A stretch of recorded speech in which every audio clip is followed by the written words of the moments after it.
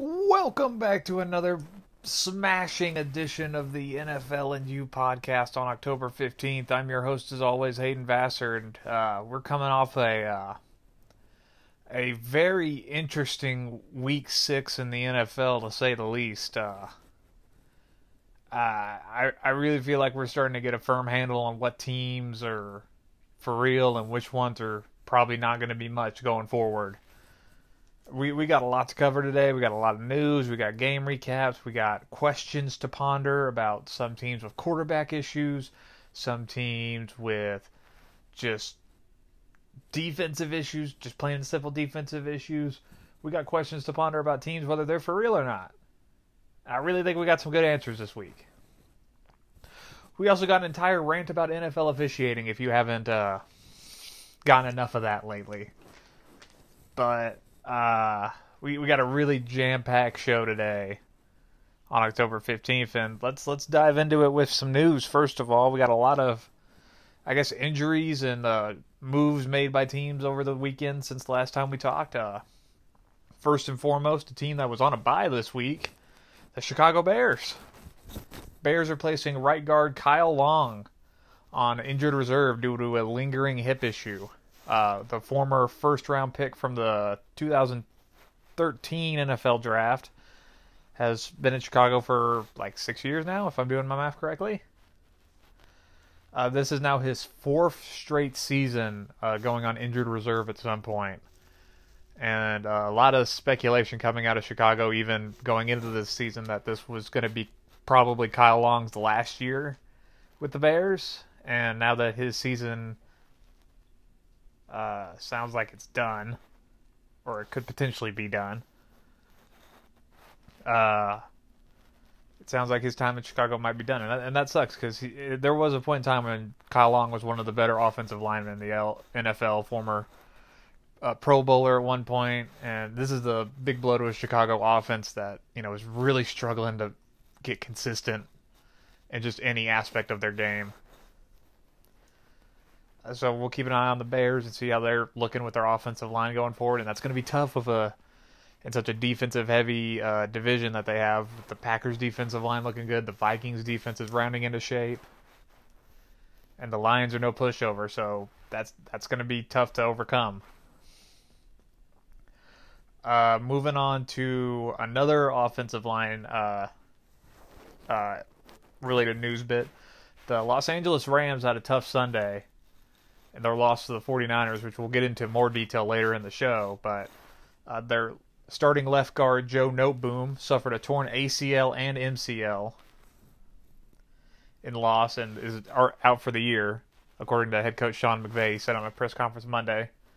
That offensive line was already struggling heavily so far this season, and now they're missing one of their starting guards. It's gone from bad to worse for the Los Angeles Rams, who have now lost 3 straight.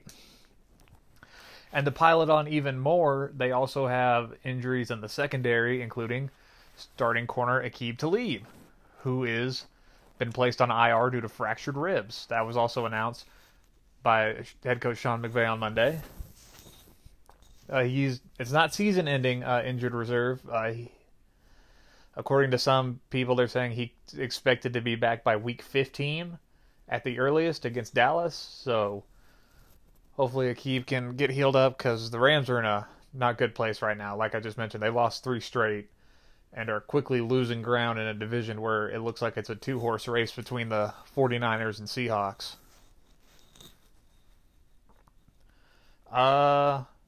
And here's a little bit of breaking news that happened probably like 10 minutes before I started recording. Cowboys defensive tackle Tyrone Crawford has been placed on a season-ending IR. He's having a hip surgery to deal with a lingering hip issue, and that's a really big blow to a defense that has struggled heavily coming into this year. One of the better defenses in the league last year has just been completely uninspiring, especially on the defensive line with DeMarcus Lawrence not playing well, and now Tyrone Crawford is now out for the year. Another big blow to a Dallas team. And that's all the really bad news we have. There's 2 things of good news. Well, one's good, one's we'll wait and see how it is.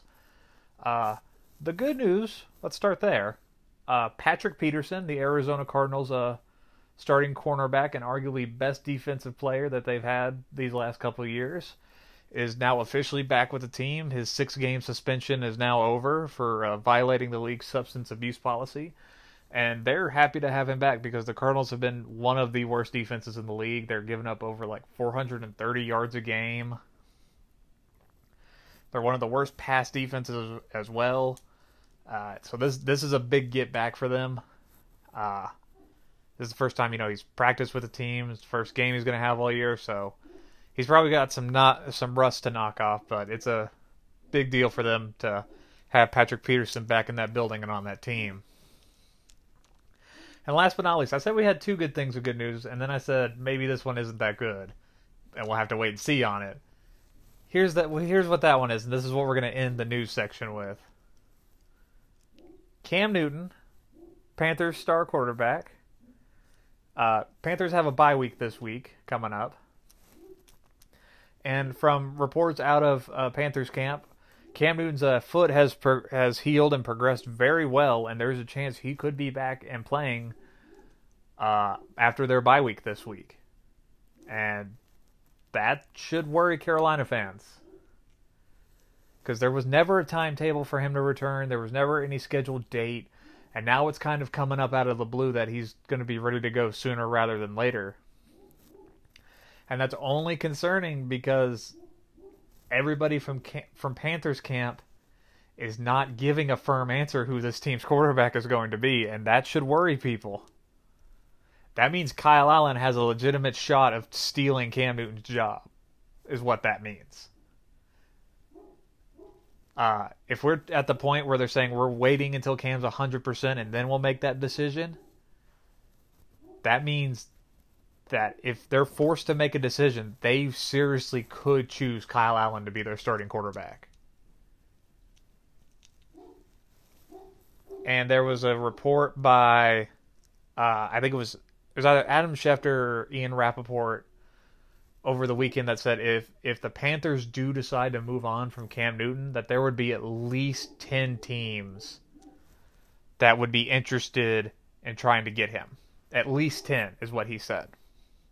And you know what? Honestly, I listened to that and I sat down and thought about it, and I asked myself, who would be some teams that maybe not are going to be in the top 5 in the draft who could be interested in a quarterback? So not the Dolphins, because as we've talked about, we believe they're dead set on taking Tua Tagovailoa with the first overall pick in the draft. So not the Dolphins, but who else coming up probably by the end of this season will be moving on from their quarterback and will be in need of a new one? I honestly named at least 4 off the top of my head. You ready for this? Bengals with Andy Dalton. I think they're getting ready to move on from him and just start fresh, especially with the way this season's going. The Titans, we're going to talk about why a bit later. The Buccaneers for the same exact reason as the Titans, and we'll talk about them here in about 2 minutes.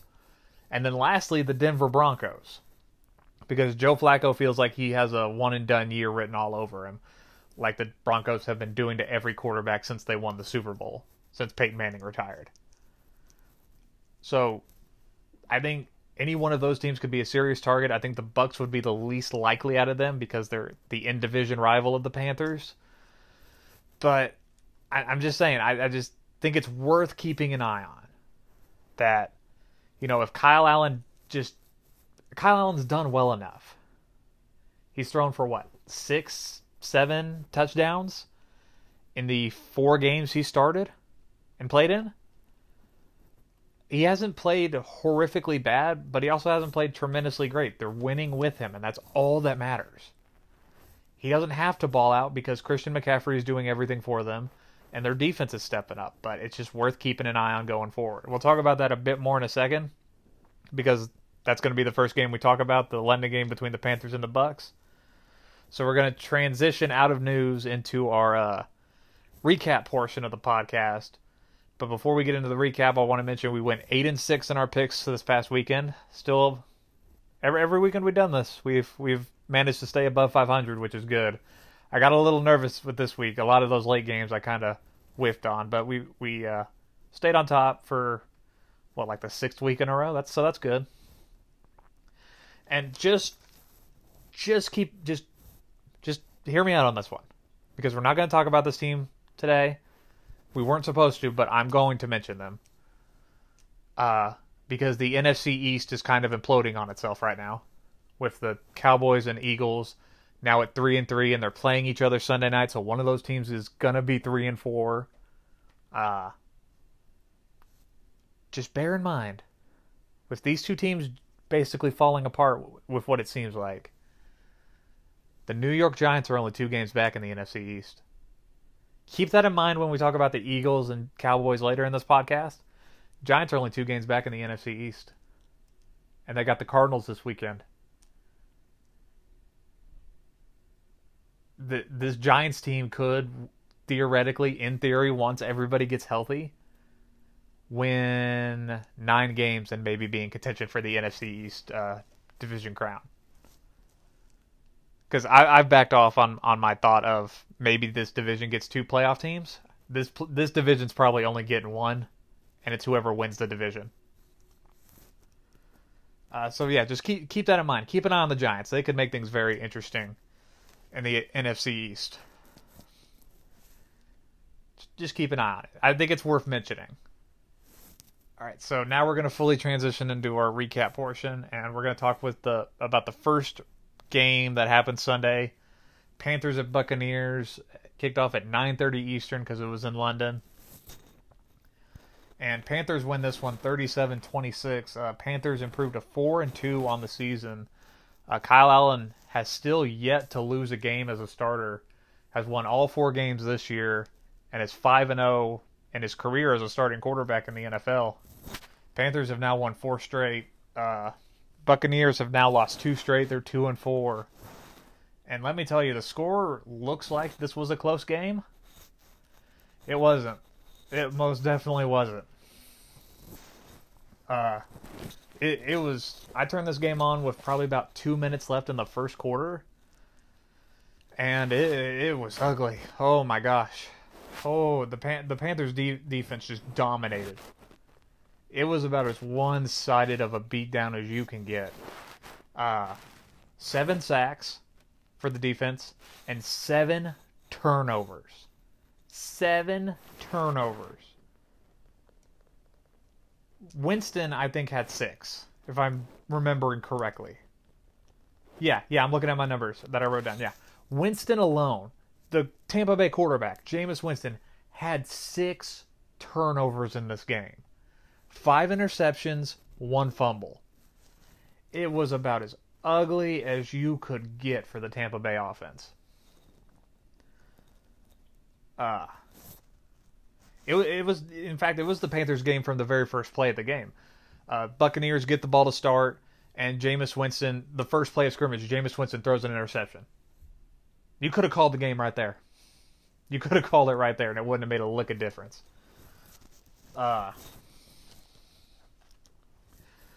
Tampa Bay did come into this game banged up on the offensive line. I think it was on the right side. Their entire right side of their offensive line didn't play in this game. They had to bring in backups Earl Watford and Josh Wells to play, and that probably contributed heavily, in case you didn't watch it, to Jameis Winston basically getting the snot beaten out of him for most of this game.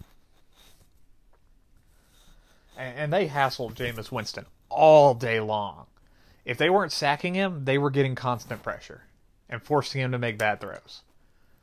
And he did make bad throws. Jameis Winston on the day went 30 of 54 for 400 yards, a touchdown, and like I mentioned, 5 interceptions, a fumble, and 7 sacks. Most of those yards that he put up, the 400 yards, came when the game was already way out of hand, and the Panthers defense had basically taken their foot off the gas. Most of the damage that Tampa Bay did came in the late in the fourth quarter when the game was already well out of hand. And yeah, the Panthers just took their foot off the gas, and Tampa Bay and Jameis Winston made the score a little bit closer to kind of, I guess, appease some people, I guess. But the score was not indicative of what this game was. This game could have easily been a 20-point win for the Panthers. It's how this game felt. Chris Godwin, I think, was the only bright spot for the Buccaneers. He's maintaining at least over 100 reception yards in a game so far, these last 3 weeks. 10 receptions, 151 yards. Mike Evans finally reappeared in this offense. 9 catches, 96 yards for the Buccaneers. But no running game. Your offensive line's banged up. And the guy who's supposed to be your franchise quarterback just stinks up the joint. And, oh boy. I'm telling you, Tampa Bay, I think it's time to call it on Jameis Winston's career. You took him first over with the number 1 overall pick in the 2015 draft, and no, excuse me, and it's just never worked out. I think at the end of this season, I think it's time to call it. And like I said Tampa Bay could be a serious contender for a Cam Newton this offseason. It's because Jameis Winston's back to being Jameis Winston. It's crazy how week to week the NFL is. 2 weeks ago, we said it on this podcast, Jameis Winston was playing his way into a new contract. He had just beaten the Rams, and things were looking great for the Tampa Bay quarterback. Now he's turning the ball over 6 times, and I'm back to saying he needs to be out of the league. I was texting my friend during this game, my good friend Chance, and we both agreed that there's no defense at this point anymore for Jameis Winston. There's none. I'm sorry, if Bruce Arians can't fix him, then he's just not good. I'm sorry. There's no other way around this. And serious question, Tampa Bay's backup quarterback is Ryan Griffin. Maybe it's worth putting Ryan Griffin in next week. There's no excuse. There's no defense of Jameis Winston turning the ball over 6 times. Because you know what? On that 3-game streak where he played pretty well, he wasn't turning the ball over. He looked good. But now he's back to turning the ball over, and now he's back to hurting his team. And it's just too much. I don't think it's the worst idea in the world if next week Jameis Winston isn't the starting quarterback for the Tampa Bay Buccaneers. I think everybody would really understand. But at the end of the season, I really think Tampa Bay is going to move on from him.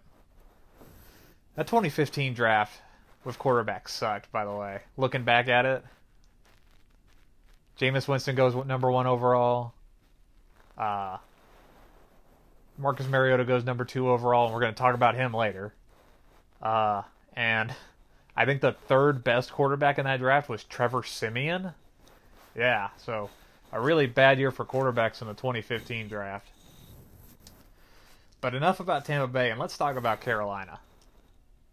Because Carolina is for real. On a day where Christian McCaffrey really got bottlenecked, and that was probably the only good thing Tampa Bay did this entire game, they held Christian McCaffrey in check. Under 100 total yards. So he had 22 rushes for 31 yards and a touchdown, and 4 catches for 26 yards and a touchdown. Outside of those 2 touchdowns, they really bottlenecked McCaffrey and forced Kyle Allen to beat them. And Kyle Allen did beat them by throwing the ball around. He made enough passes to just keep the offense moving and, keep them relevant in this game. He doesn't have to do a whole lot when Christian McCaffrey can manage a big workload and the defense is doing what they're doing. He doesn't have to light up the world, and that's okay.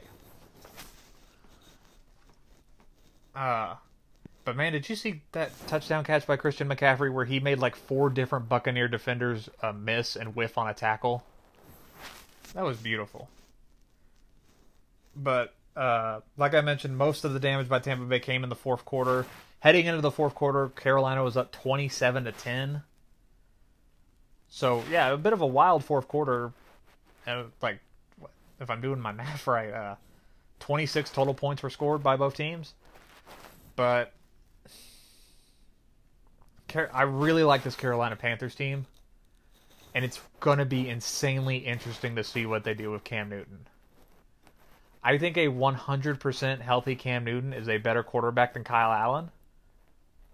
I don't think anybody's arguing that specifically. It's more of the argument of Kyle Allen's got a hot hand right now, and he's got this team winning, and you don't want to mess that up. Because when Cam Newton went down and everything was going wrong and this Panthers team was 0-2, it felt like the sky was falling and Ron Rivera was on his way out, kind of. And what is this Panthers team going to do? And then all of a sudden they rattle off 4 straight wins. Everything's great, and now they have a quarterback controversy. I still think Cam Newton, when he is healthy, and he hasn't been probably for the last year plus, he is one of the best quarterbacks in the league. He can be. He has shown that. He won an MVP, for crying out loud. He's not some chump like some people would lead you to believe. But you got to look at it another way. Cam Newton is a bit older. He's had a lot of injuries. And he's taken up a lot of money in your cap space. And you know who is the exact opposite of that? Kyle Allen. A lot younger. Hasn't been hurt, to my knowledge, at all. And he's still on his rookie contract, so he's still super duper duper cheap. And you know what that means? You can build around him. So I don't think this is just going to be a storyline that dies in 2 weeks where Carolina puts Cam Newton in. This could seriously be a storyline going into the offseason where there's going to be a debate. Do you either cut Cam Newton or trade him and start building around a young Kyle Allen? Or do you stay with Cam? It's going to be really interesting to see what the Panthers do. And they keep saying, we're waiting until he is 100% healthy. And I don't think he's 100% healthy yet, but he apparently, from the sound of it, he's getting pretty close. Kyle Allen on this day finished 20 of 32, 227 yards, 2 touchdowns, 2 sacks. He's thrown, when Cam Newton left early in the year, he was very banged up and he was hurt. Hadn't thrown a touchdown pass in 2 games. And in these 4 games, Kyle Allen's thrown 8 touchdowns. 6 or 8 touchdowns, somewhere in that range. Kyle Allen's been playing well. It's not great, but he's been playing pretty good. And if the Panthers don't promote him a starting quarterback, I am telling you, some team is going to try to make a play for this kid. It's going to be interesting to see. Also, last quick note. This is the 5th game in Jameis Winston's career. 5th game where he's turned the ball over 4 or more times. And his team is 0-4 in those games. Writing's on the wall, Tampa Bay. It's up to you whether you want to read it or not. Once again, Panthers win this one 37-26. Panthers improved to 4-2, 4-game winning streak. Buccaneers fall to 2-4, 2-game losing streak. Moving on. Tank Bowl, the Tankathon, Washington at Miami. Washington wins a crazy one in the 4th quarter, 17-16. Washington now 1-5 on the season, snaps a 5-game losing streak. Miami still in the doghouse at 0-5, and who really won this game?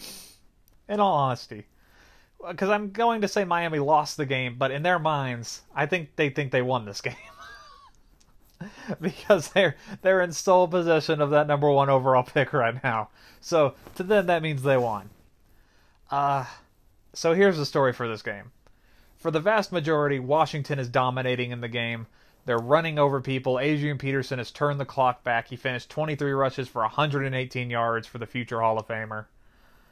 Case Keenum is doing okay. 13 of 25 for 166 yards and 2 amazing touchdown passes to scary Terry McLaurin, who went over 100 yards and like I said, the 2 touchdown catches. And Washington's up 16-0 in the 4th quarter. No, it wasn't the 4th quarter. Was it? I think it was just in the second half they were up 17-0.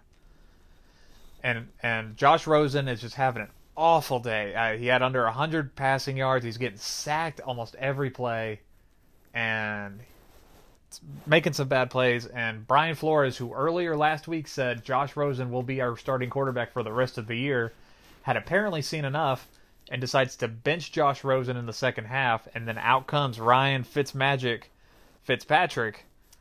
and he ignited the Dolphins' offense and led them on a bit of a run.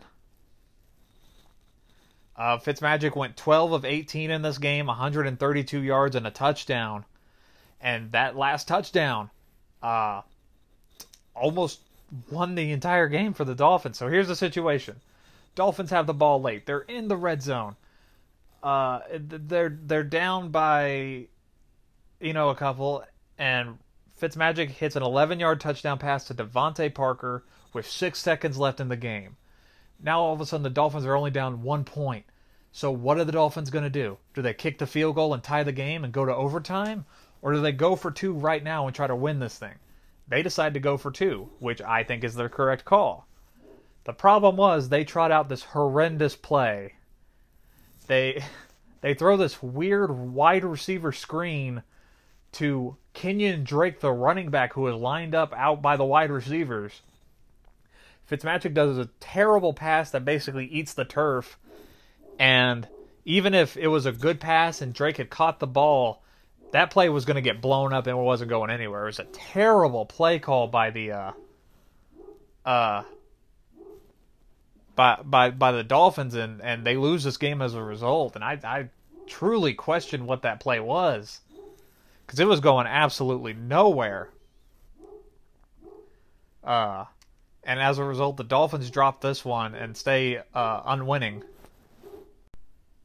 And I'm looking at my numbers right now. It's just Washington, they played well in the first half, but almost blew it in the second half. Washington got outscored 13-0 in the fourth quarter to allow this Dolphins comeback.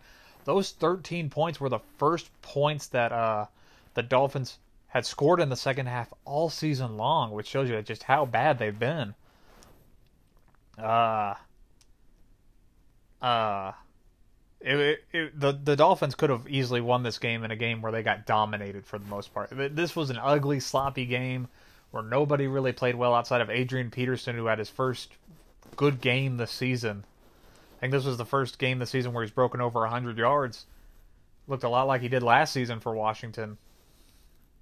Just an ugly, ugly game. And for Washington, they said they were going to commit more to the run game, and they did in this one. And it worked for them. That they went old school, got dominant with it, and it worked against a very, very bad team. So we'll see how they do going forward, and Case Keenum's probably going to get more healthy as the weeks go by. The only bright spot about this Washington team I like is Terry McLaurin, their rookie wide receiver. Other than that, I really don't like what they got going on. But we'll see what happens. Washington's convinced they can win. If you listen to what they were saying after they fired Jay Gruden, they're convinced they have the talent and locker room to win. I don't think they do, but they do. So we'll see what they do. 1-5 right now, and Dolphins are 0-5. They're gunning for that number 1 overall pick, and they're coming for it. So Miami Dolphins just got to endure a couple more weeks, just like another 2 months of this, and you'll get your number 1 overall pick. Don't you worry. Moving on to our next game. Another kind of meh game. Bengals at Ravens. Ravens win this one 23-17. Baltimore improves to 4-2 on the season. And Cincinnati falls to 0-6. If I'm remembering correctly, Cincinnati's the only other winless team in the league besides the Dolphins. Cincinnati's 0-6 for the first time since 2008. If I remember correctly, that Bengals team finished with like 4 wins. Just an ugly, ugly start for the Bengals on a day where they, started off pretty good. I mean, they had what was it? I'm looking at my notes. Bengals started off great in this one. Brandon Wilson with a 92-yard kickoff return for a touchdown in this game. But then after that, it was all Ravens. I mean, Bengals jump out to a 7-0 lead, and they're 5 seconds into the game. And you're thinking, oh man, Bengals are finally showing up. Here we go. For the first time since week 1. But then it just transitioned to all Ravens. After that first touchdown by the Bengals, where they're up 7-0, the Ravens then close out the game on a 23-10 run. It was all Ravens all the time in this game. And Lamar Jackson made history in this game. Lamar Jackson and his run game flummoxed the Bengals defense. Lamar Jackson became the first quarterback in the Super Bowl era to pass for 200 yards and rush for 150 yards in the same game. It was mainly Lamar Jackson's running that just confused the heck out of the Bengals defense. And they just couldn't handle it. I mean, for crying out loud, Lamar Jackson had 56 rushing yards on the Ravens' first drive of the game that resulted in a touchdown. like I said, it was all Ravens after that kickoff return. The Ravens didn't put up a lot of points in this game. Like I said, only 23 points in this game. But they moved the ball pretty well. They had 497 total yards in this game, just, a hair shy of 500.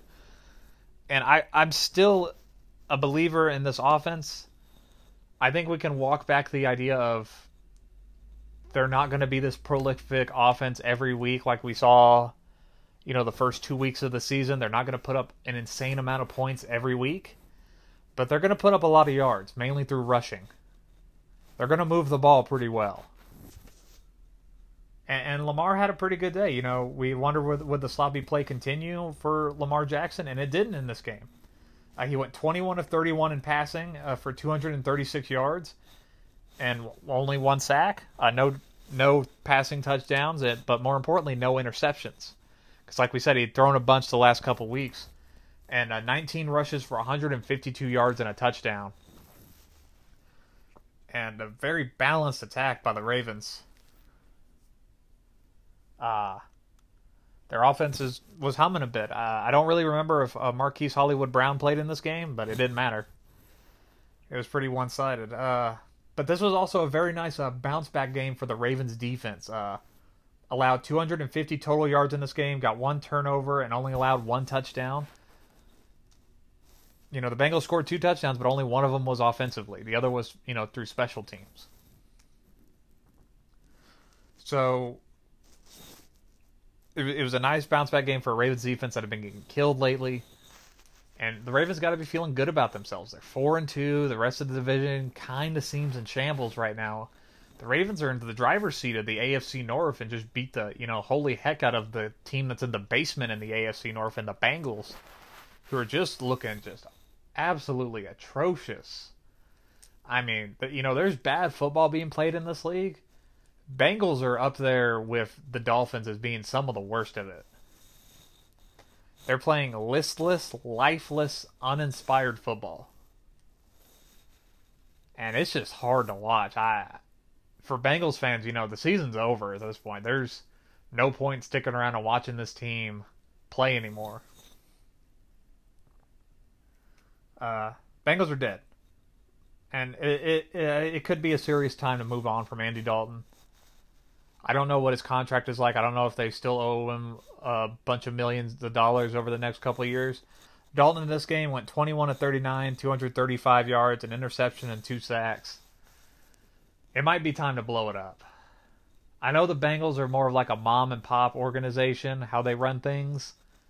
So they don't really make big moves like, dumping a quarterback like that. I'm just saying, it might be time to move on from him. And, go get Cam Newton, maybe. Just saying. That would make things exciting. Oh, could you imagine Cam Newton with AJ Green? Oh, that would be fun. AJ Green, John Ross, Tyler Eifert finally get healthy, and Joe Mixon finally get some good blocking. Man, that would be fun. That would actually be a pretty fun team. Cam Newton would look good in those orange tiger stripes. I'm just saying. He would look good. Bring some life to the Bengals. Go trade for Cam Newton. Bengals are dead. They're 0-6. And man, they're just... I don't know how this team's going to get a win. I just don't see it. But here's the thing about the Ravens. Ravens are basically alone atop the AFC North. The next competitive team in the AFC North, in my opinion, is the Steelers, who are on their 3rd-string quarterback. It's not the Browns. It's the Steelers. This is the Ravens' division to lose right now. They don't have to play great football. In fact, they don't even have to play good football. As long as they're just okay football, I think they win this division with a lot of room to spare. They could go on a 2 or 3 game losing streak, in my opinion, and be perfectly fine in this division. But that all remains to be seen, down the line. But it just feels like this is the Ravens' division to lose or to blow. And I think it's going to rest on that defense improving week to week. As long as, they're not giving up 1,000 yards and 70 points like they did a while ago, I think they'll be fine. It's not the Baltimore Ravens we're used to. We're used to them winning through defense. They're going to try and win it through offense now. And that makes it more fun. Everybody likes Lamar. He's fun. Once again, Ravens win this one 23-17. Baltimore 4-2 on the season. Cincinnati 0-6. Moving on to our next game, Eagles at Vikings. This game was really weird. Vikings win this one 38-20. Vikings 4-2 on the season. Have now won 2 straight. Eagles 3-3 and are back to trying to figure things out. Another slow start for this Eagles team doomed them in the second half. As Cousins throws the ball all over the yard and hits Stephon Diggs for multiple touchdowns to just dominate an Eagles team. The Vikings picked up where they left off last week. There was no running game for the Vikings this week. The Eagles really stepped up and tried to shut that down. So how do the Vikings respond? They attack the weak point on this Eagles defense, which is their secondary. They're down all of their starting corners, and Kirk Cousins took advantage of it. Kirk Cousins went 22 of 29 for 333 yards, 4 touchdowns. 4 touchdowns. 1 interception and a sack. Kirk Cousins, this is the Vikings offense I was dreaming about. I told you guys he could still sling it and that they had talent on this team to throw the ball a lot. In these last 2 weeks, they've proven it. Stephon Diggs, who, requested that trade like a week and a half ago. 7 catches, 167 yards, and 3 touchdowns. It's just flat-out domination. Vikings had 447 total yards of offense in this game. Second straight week with over 440 total yards. Last week they had, I think it was almost 500. It was either almost 500 or almost 600. I can't remember. Anyway, what I'm trying to get at, the Vikings offense is clicking. And like I said, the running game really wasn't there this week. Dalvin Cook wasn't even their leading rusher. It was some backup that I had never heard of before.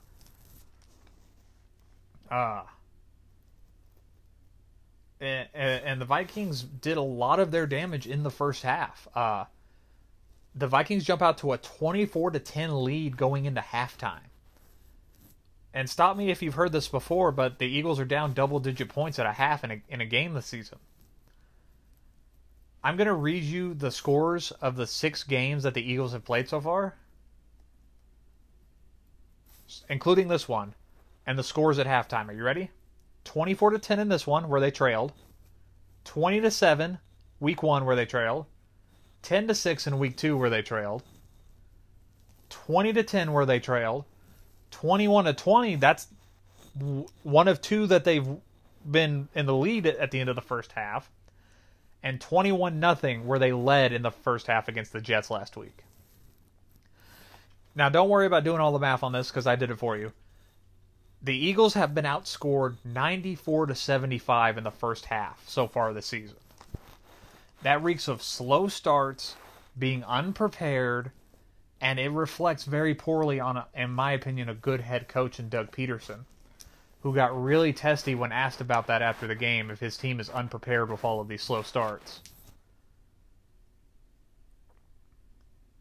But as usual, Eagles start slow in the first half and then try to mount this insane, furious comeback in the second half. And you know what? For a minute, it looked like the Eagles were going to suddenly dominate the second half. They had roared back. They had pulled the game within 4 points after scoring 10 straight in the third quarter. And it's a 24-20 game. And it feels like the Eagles have the entire momentum. But with 6:19 left in the third, or around that time, Cousins hits Diggs for his 3rd touchdown to basically put the Vikings out of reach, and that was the last gasp for the Eagles in this game. And it just became too much for them to overcome. The Minnesota defense, not the Minnesota defense, the Minnesota offense is officially out of the doghouse, showing you what they can be when they throw the ball and aren't one-dimensional. They're showing you they can be great, is what they're showing you. They have the talent to be good. Now, this just could be a mirage of them playing some two not good defenses the last 2 weeks, and the Giants, who we know are terrible, and an Eagles secondary that is just, starting people that they pulled off the street in this game. But I think this Vikings offense can be good. And you know what? It could, in theory and in principle, be the best offense in that division. It could. It really could. And they have a defense that could back it up. The defense got after Carson Wentz a lot in this game. Carson Wentz went 26 of 40 for 306 yards, 2 touchdowns, an interception, and 2 sacks. I'm just starting to buy back into the Vikings experience. I told them to show me consistency, and for 2 straight weeks they have shown me consistency. And you love to see it. Things are feeling good in Minnesota right now. All of that stress and, volatility that was surrounding this team has just disappeared. They're throwing the ball, they're putting up points, they're putting up yards, getting people involved. They're not one-dimensional anymore, and it's winning them games. That's all I asked from them. I said that they didn't have to do an insane amount on offense to impress me in this game. Well, they came out and did an insane amount, and I'm very impressed. So good for you, Minnesota. But let's talk about the Eagles for a second, because the Eagles feel like they're in a bit of hot water right now with these slow starts just continuing to happen for this team. And it's hurting them. They can't, come back from being down double digits at halftime almost every single week. And I'm sitting here looking at the numbers. There's 3 out of their 6 games, so half of the games they've played so far this season, they've trailed at the half by double digits. They've only led in 2 of the games so far, 2 out of the 6. And they've trailed in 4 out of the 6. 3 of those being double digits. That's why they're 3-3. They're having to... Because, after they get out of the first half and they start playing in the second half, they look like a completely different team. They feel like they finally show up to the games, but... you can't come back every single week. It makes it just next to impossible for this team. You're shooting yourself in the foot here with these slow starts. And, they're in the middle of this massive road trip right now for the Eagles, this 3-game road trip. The Vikings were, the first part. You know who they play this weekend on Sunday Night Football? They got to go to Texas to take on a Dallas team that is insanely desperate for a win right now. And then after that, they got to go to Buffalo to take on a really good Bills defense. We're going to find out what this Eagles team is made of and if they're for real or not these next couple weeks. But they got to do better at starting out quicker in these first halves. Because so far they haven't been good. But all props to the Vikings. I asked them to change, and I asked them to show me consistency, and they did. And they deserve a lot of credit for it. Vikings win 38-20. Vikings are 4-2. Eagles 3-3. Kind of becoming a must-win for both teams Sunday night. Moving on to the next one. Saints at Jags. Saints win this one 13-16. Saints 5-1. 4-game winning streak for the Saints. Have been undefeated since Teddy Bridgewater took over. Jags are 2-4 and have lost 2 straight. Teddy Bridgewater, the Saints quarterback, hits tight end Jared Cook on a 4-yard touchdown with 11:53 left in the fourth quarter to put the Saints ahead, finally breaking a 6-6 tie. And the Saints defense closed it out. This was a very sloppy game by both teams. A sloppy defensive effort where they just exchanged field goals for the vast majority of this game until Teddy Bridgewater's lone touchdown. Both Minshew and Teddy Bridgewater were missing throws early, and not by like a little margin. I'm talking like they were overthrowing guys that were open. It wasn't a pretty sight, this game. I had wondered if this game could be a shootout in the preview podcast, I think. But it wasn't that. This defense, this was a defensive struggle in this game.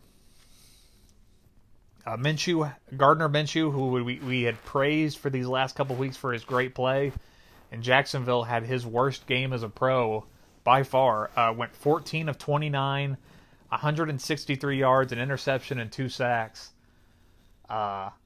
This Saints defense is good, like we talked about. The stats haven't always been there for this team on defense, but they came out and shut everything down about this Jags offense. There was no passing game. Leonard Fournette had a rough outing against this team. Well under 100 yards rushing by Leonard Fournette. There was no passing threat. DJ Chark, who had been on a rampage against teams so far, got no help. I think he had like 40 total yards in this game off of 4 catches. It was just a rough day for a Jaguars offense who had been, fairly decent. The Jags defense played pretty good. We're getting after Teddy Bridgewater early, and keeping the Saints out of the end zone. This might have been the Jags' second best defensive effort so far this season. Outside of that week 3 game, I think it was week 3 where they sacked Marcus Mariota 9 times. But I had said that I didn't really believe in the Jaguars' defense on Friday, and they came in and played pretty good. Even without Jalen Ramsey, who we talked about the owner of the Jags, Shad Khan, had said that he expected Jalen Ramsey to play in this game, and Jalen Ramsey didn't play in this game. So keep an eye on that. I guess the saga in Jacksonville continues with Jalen Ramsey. But Teddy Bridgewater played pretty well, after his early bumps. He went 24 of 36, 240 yards, and a touchdown. The Saints are not a prolific offense. They're not going to put up points, and they're not going to bring out a lot of yards. This is the second time since Teddy Bridgewater took over where the Saints score less than 15 points and win a game. That just shows you how good the rest of this team is. That defense is good. Alvin Kamara might be a little banged up and isn't playing his best ball, but even with Alvin Kamara not playing well, they're still playing great and winning. Michael Thomas is good. Michael Davenport on the defensive line has really come into his own after a bit of a reach by the Saints last year in the draft. I'm in love with the Saints team, and I think even with Teddy Bridgewater as their quarterback, they're one of the best teams in the NFC. In my honest opinion, it goes Seahawks at 1, Saints as the number 2 team, 49ers as the 3rd team. That is your power structure right now in the NFC. And you can pick those teams in whatever order you want. Those are the 3 best right now. And this Saints team is good. Just imagine what they're going to look like when Drew Brees comes back in a couple weeks. Because we're getting closer and closer to where he's back. And for the Jags, I know it was a rough game, and some people are scratching their head about Gardner Minshew. Listen, this was the first game out of, the 5 that he started or played in where he's looked bad. 1 out of 5. And you know what? So what? 1 out of every 5 games, he might suck. But for those 4 other games, he'll look pretty good and give your team a really good chance to win. I think if you're the Jaguars, I think you would take that. Remember, they're just coming out of QB purgatory after finally admitting to themselves that Blake Bortles isn't a good quarterback. They spent years trying to convince everybody he was decent. And he was well below decent. They're going to ride Gardner Minshew, and when he doesn't play well, this Jags team will lose. But when he plays well, he gives them a chance to win. And you know what? This Jags team probably isn't going to win their division. I hate to break it to you. The Texans are really great right now, and Indianapolis might be the second best team in that division. But I think even if the Jags end up being a 6-win team with Gardner Minshew, I mean, nobody saw that coming after Nick Foles got hurt. Nobody saw this kid coming in and winning games and playing well. I think he's found himself a little niche community there. Minshew plays well, and in this game he did, and that's okay. We'll see how he does next week. But once again, Saints win an ugly defensive one, 13-16. Saints have won 4 straight and are 5-1. Jags are now 2-4 and have lost 2 straight. Moving on. Seahawks at Browns. This was a very weird game. Very weird game if you haven't heard anything about it. Seahawks win this one 32-28. Seahawks are 5-1 and have won 3 straight. Cleveland 2-4 and has lost 2 straight. Just an insane game, really, when you look at it. Chris Carson, the Seahawks running back, scores the go-ahead touchdown from the 1-yard line with 3 minutes and 30 seconds left in the fourth quarter. And then on the ensuing Browns drive, Baker Mayfield pass to his wide receiver gets tipped up into the air and picked off to basically ice the game. And it was a weird game. I'm telling you, it was weird. If you weren't paying attention to this game on Sunday, here's how it started. The Browns offense absolutely exploded in the first quarter, scoring touchdown after touchdown, and they're pushing the Seahawks defense around, and it's looking like, oh my gosh, the Browns are going to run away with this one. I mean, at the start of the second quarter, it was 20-6 in favor of the Browns. And you're thinking, oh my gosh, where has this Browns offense been? Nick Chubb is running over people. Baker Mayfield's making a good pass or two. Baker Mayfield's running for a touchdown. Where has this Browns offense been? Well, and then after the second quarter started, then it switched to all Seahawks. Seahawks scored 19 unanswered points to take a 25-20 lead in the third quarter. In fact, on the go-ahead touchdown drive to put the Seahawks in front for the 25-20 lead, Russell Wilson, the Seahawks quarterback, his helmet, the communication system in his helmet that connects him to the coaches, apparently gave out during the drive. And Russell Wilson said after the game that the entirety of that touchdown drive, he was calling his own plays. He led a 7-play, 75-yard drive that resulted in a touchdown entirely on his own. Dude's playing like an MVP. I'm sorry, I love Christian McCaffrey and what he's doing. There is nobody in this league who is doing what Russell Wilson is doing right now. I mean, in this game alone, he went 23 of 33 for 295 yards, 2 touchdowns, and got sacked 3 times. Russell Wilson has yet to throw an interception this season. He leads the league in touchdowns at 14, if I remember is the exact number. 14 touchdowns, not a single interception. Dude needs more recognition for what he's doing right now. But back to the Browns for a second, because we're going to talk more about this game. Once the Seahawks took the lead, the Browns offense implodes. They're turning the ball over. Baker's throwing interceptions. Some were his fault and some weren't. Baker threw 3 in on the day.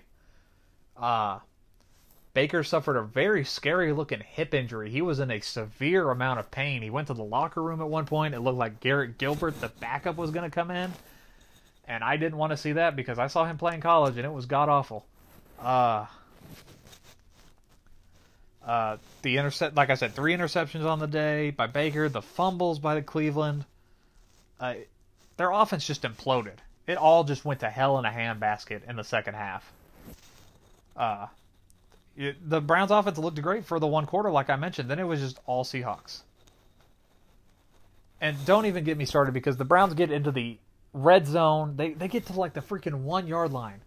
And it looked like one of their players had crossed the goal line for a touchdown.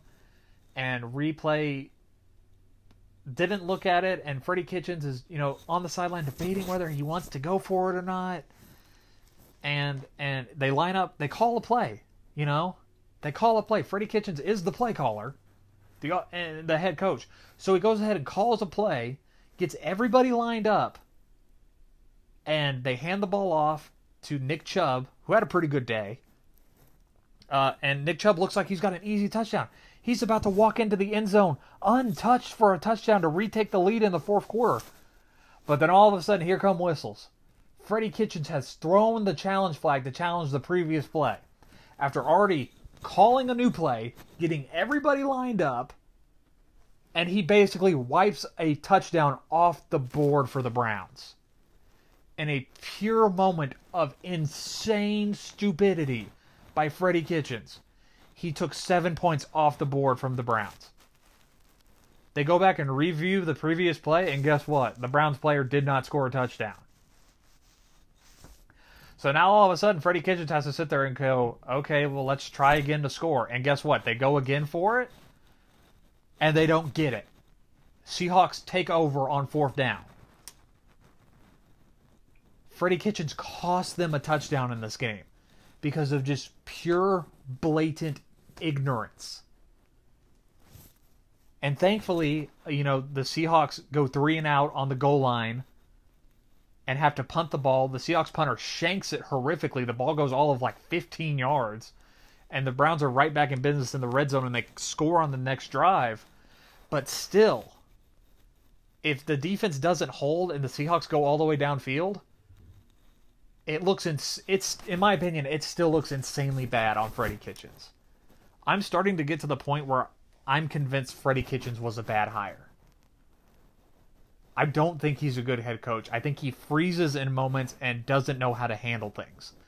That goal line drive where he wiped a touchdown off the board because of that challenge is all the evidence in the world for me that he doesn't know what he's doing.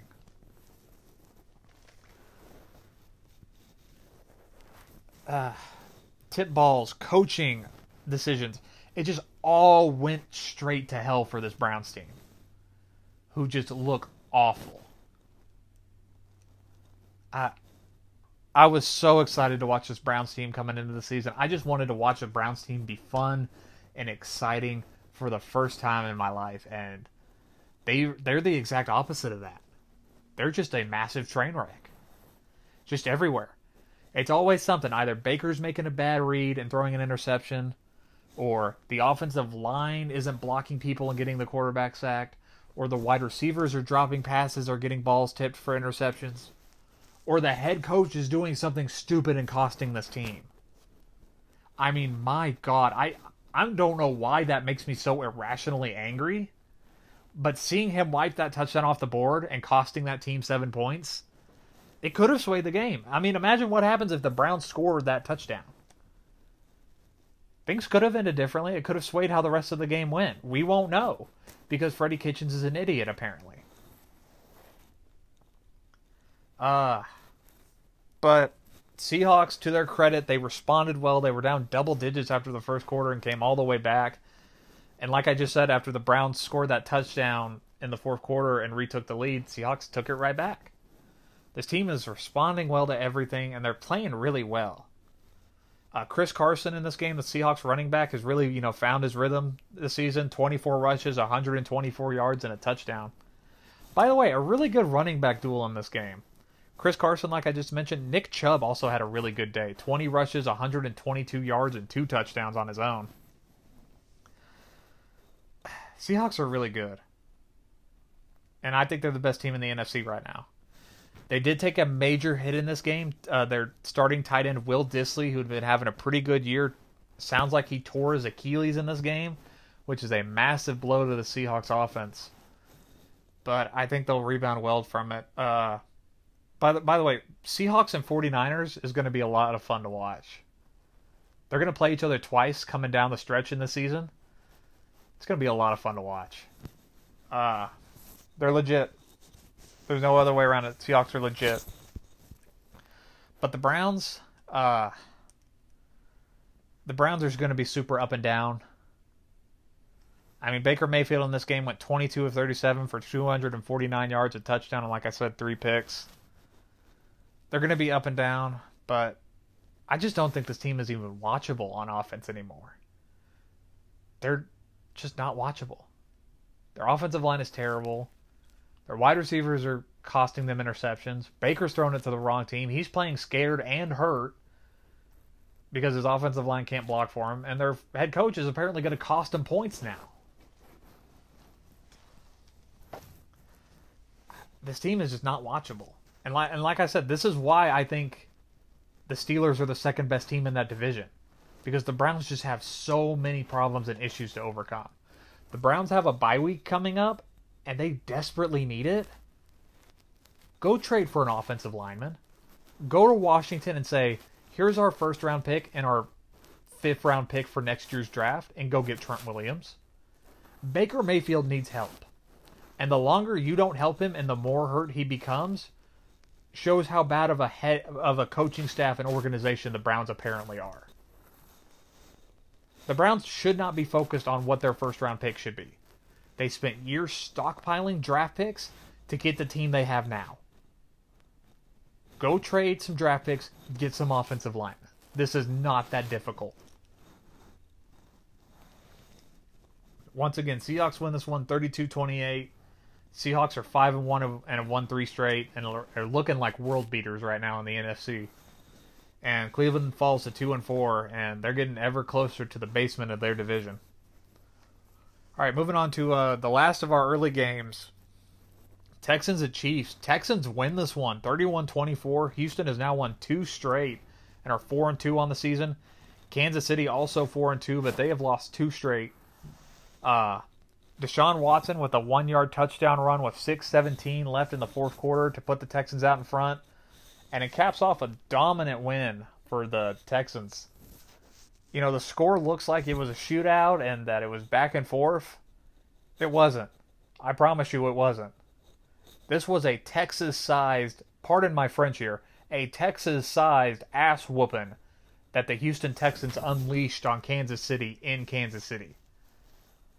You go look at the stats and the numbers, and if you watch this game, you'll know that this game was mostly the Houston Texans game. They dominated in this game. And in the early going, it looked like it would be the exact opposite of that. The Chiefs started out about as beautifully as you could imagine. Tyreek Hill played in this game, first game back from injury, you know, first time we've seen him since week 1. And Patrick Mahomes hits him on a deep pass, a 46-yard touchdown pass where he absolutely jumped over a defender and caught the ball. It's probably one of the better catches we've seen all season. And on the ensuing, so the Chiefs go up 7-0, and then the Texans get the ball. And on that drive, Carlos Hyde, the Texans running back, fumbles the ball and the Chiefs recover. And you're thinking, oh my goodness, everything's just going wrong for Houston right now. And so fast forward a bit, the Chiefs have a 17-3 lead at the end of the first quarter. And it looked like, oh my gosh, the Chiefs have figured out all their problems. Their offense is fixed now that Hill's back. The Chiefs are looking great. They're looking unstoppable. Well, this was another case of a first quarter being one thing and then the rest of the game being a completely different thing. Because after the first quarter, the Houston Texans scored 20 unanswered points in the second quarter alone to take a 23-17 halftime lead. And you know what? That sounds scary, and you're like, oh my gosh, that's something. How about that Houston offense? Here's an even scarier fact about this game. After the first quarter, where Kansas City was leading 17-3, for the rest of that game, Houston goes on a 28-7 run in scoring. If I were to tell you that for 3 quarters, the Chiefs' offense only put up 7 points, it's alarming. It's insanely alarming. This was just a thorough, dominant effort by this Houston team. And they dominated almost every aspect of this game. Here's the time of possession. You ready for this? In time of possession, the Texans had 39 minutes and 48 seconds that they possessed the ball throughout this game. The Chiefs had 20 minutes and 12 seconds. They nearly doubled the time that the Chiefs had. That means that the Chiefs' defense is on the field for these insanely long stretches, and they're getting tired, they're getting gassed. Here's the thing. I've never talked about total plays before on this podcast until this moment because it's a factor. The Texans ran 83 total plays in this game. The Chiefs ran 47 plays. They nearly doubled the total plays. This Houston Texans offense is for real. It's scary. They can beat you in so many ways right now. I am ready to buy into the Houston Texans right now. They can just beat you in so many ways. Deshaun Watson had an insanely good day. 30 of 42 in passing, 280 yards, a touchdown, and 2 interceptions. He also ran 10 times for 42 yards and 2 touchdowns. Carlos Hyde, the Texans running back that I said fumbled on the first drive, redeemed himself throughout the rest of this game. 26 rush attempts for 116 yards and a touchdown. Houston had 192 rushing yards in this game. They just ran all up and down this Chiefs defense that it was just left on the field way too long. And that's how they beat them. They ran the ball a lot. They controlled time of possession, and they tired out of defense. That's how they beat them. And this Chiefs offense just could not stay on the field. There's no running game at all. The Chiefs, if my knowledge is serving me correctly, they tried to run the ball 11 times in this game. If I remember correctly, it was either 11 or another insanely small number like that. There's absolutely no running game in Kansas City right now. Everything is based around Patrick Mahomes and throwing the ball. And when Patrick Mahomes is hurt, like he is right now, his ankle got hit again in this game, and he was severely hobbled. And the offensive line is missing players, and they're hurt. When all of that collides into one, it equals not good times for the Chiefs. Because let's be real about it. The Chiefs have been exposed these last 3 weeks, dating back to the Detroit Lions game. You get physical with them. That's how you beat them. You get physical and you go right at them. That's how you beat them. You run the ball a lot and you control time of possession and you tire out this defense. That's how you're going to beat them. Patrick Mahomes in this game, still not looking like himself. 19 of 35 for 273 yards, 3 touchdowns, 1 interception, 1 sack. Tyreek Hill was the only other good bright spot on this team. 5 catches, 80 yards, and 2 touchdowns. They're exposed. The Chiefs are exposed. Offensive line is hurt and banged up. Mahomes is hurt. Their defense is gassed and not good, just at all. Their defense is about as bad as it was last year. And they're offering no help. They're one of the worst defenses in the league right now. We're going to talk about that later when we get to the Thursday Night Football part of the podcast.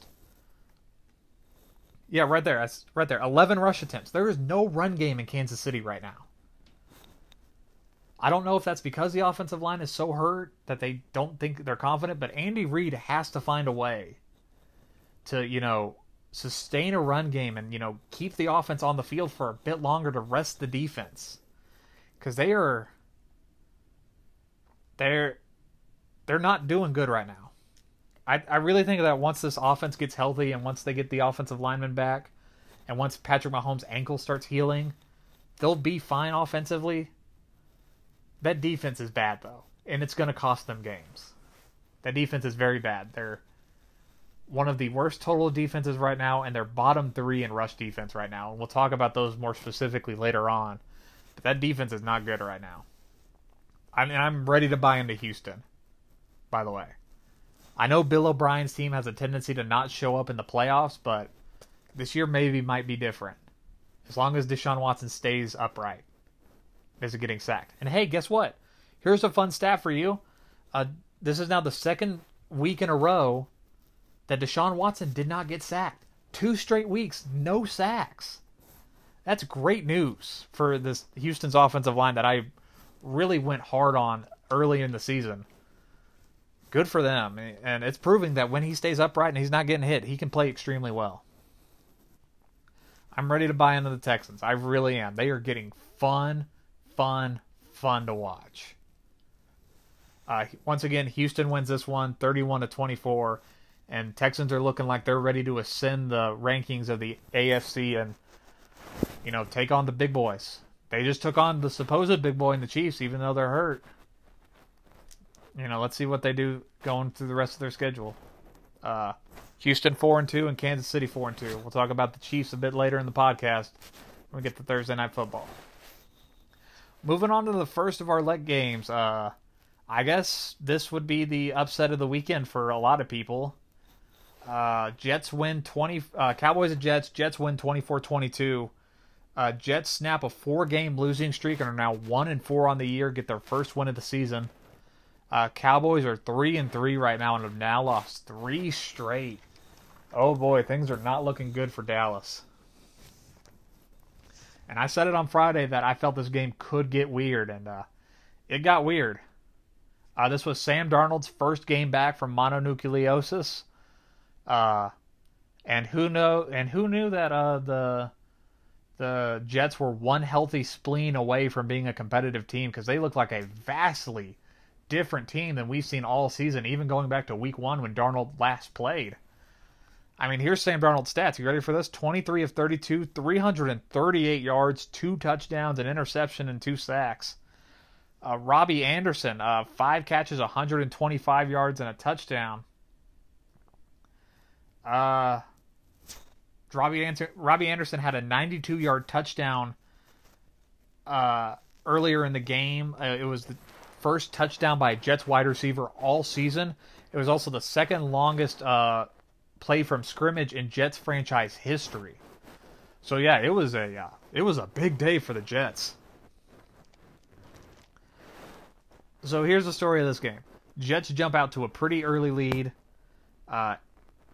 Dallas is getting horrifically junked on by this Jets defense early in this game. For the third straight week, Dallas comes out flat in the first half. We just banged the Eagles for, being slow to start games. Well, you know what? These last 3 weeks for Dallas, they've done the same exact thing. We're going to read you the 3 scores at halftime from the last 3 Cowboy games that they've lost. You ready for this? In this game, they trailed 21-6 at half. In the game before that against Green Bay, they trailed 17-0 at the half. And 2 weeks ago against the Saints, they trailed 9-3 at the half.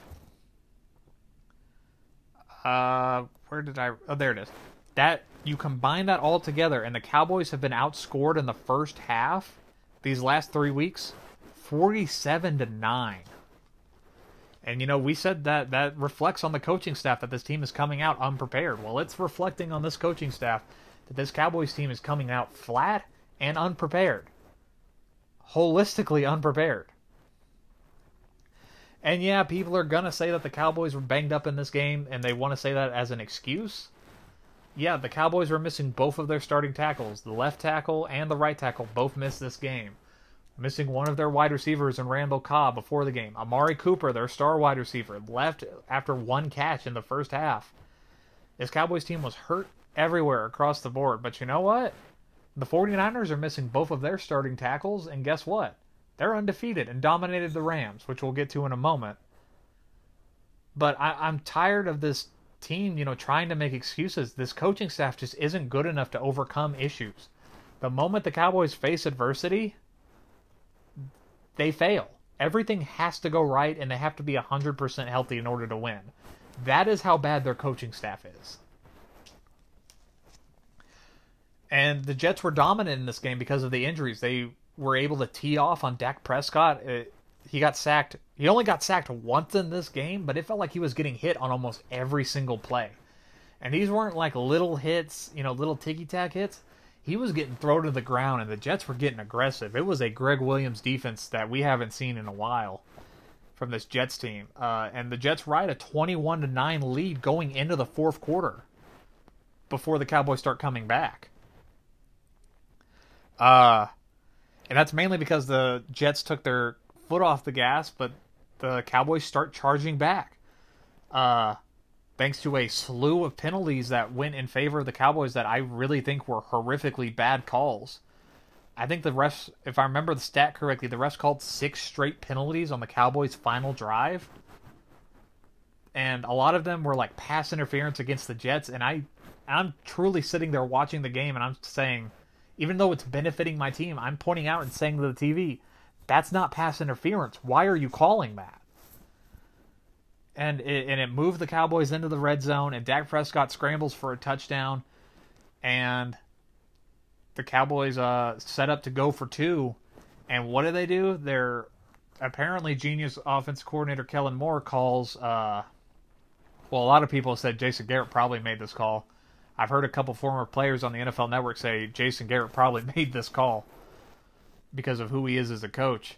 The Cowboys they empty out the box, they put all of their receivers in wide, and they call 5 curl routes. Why? I don't know. 5 curl routes, and they try to hit Jason Witten, of all people, in the end zone, and it falls incomplete, and the Jets hang on to win.